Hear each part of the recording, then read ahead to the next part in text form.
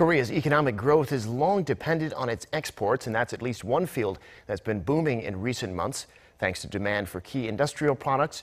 But experts say to make sure Korea's growth is sustainable going forward, the country needs to straighten out several domestic vulnerabilities. Oh Soo-young reports. Exports were, as ever, the key driver of Korea's economy in recent months.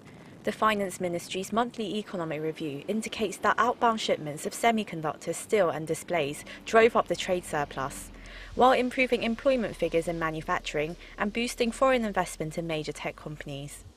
With growing demand for semiconductors and a positive outlook in global trade this year, most market watchers believe the economy is on the up, with the possibility of beating the central bank's growth projection of 2.6%. The strong growth of 1.1% we saw in the first quarter is likely hard to sustain due to various global uncertainties like America's protectionist stance on trade and a hike in its interest rates.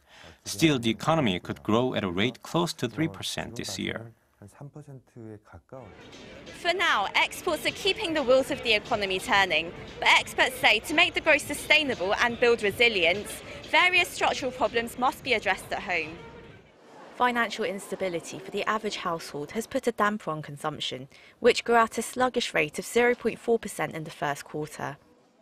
Corporations take up about a quarter of the gross national income, the highest level among OECD countries. And latest government figures show wages have not kept pace with the growth of the economy for the last 16 years. The unemployment rate, particularly for the youth, reached record-hitting figures in April, and household debt has long topped the $1 trillion mark. Pointing to these factors, the OECD's biannual report released this week expressed support for a supplementary budget to improve income stability and livelihoods for the average citizen.